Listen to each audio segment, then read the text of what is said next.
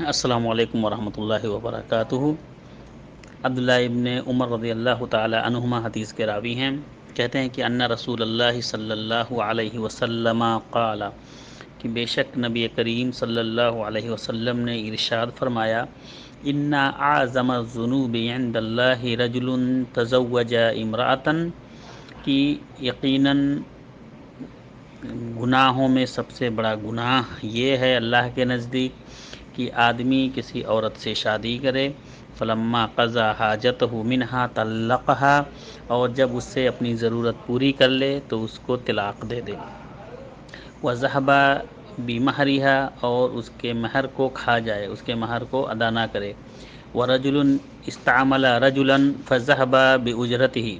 اور کوئی شخص کسی آدمی کو اجرت پہ رکھے، نوکری پہ رکھے، اور اس کی اجرت کو، اس کے جو معاوضہ ملتا ہے اس کو کھا جائے، اس کو نہ دے، اس کی سیلری نہ دے، تو یہ بھی سب سے بڑا گناہ ہے۔ وآخر یقتل دابۃ عبثا، اور اسی طرح سے کوئی شخص ایسا ہو جو کسی جانور کو قتل کرے، مار ڈالے کھیل کود میں، یعنی بغیر کسی مقصد کے کھیل میں کسی جانور کو قتل کر دے، تو یہ بھی بہت بڑا گناہ ہے۔ یہ حدیث ہے امام حاکم نے اپنی مستدرک میں نقل کیا ہے اور کہا ہے ھذا حدیث صحیح، یہ حدیث صحیح ہے، علی شرط البخاری، بخاری رحمہ اللہ کے شرط پر ہے، اس لیے یہ حدیث صحیح ہے۔ اور اس حدیث سے پتہ چلا کہ اگر کوئی شخص کسی عورت سے شادی کرتا ہے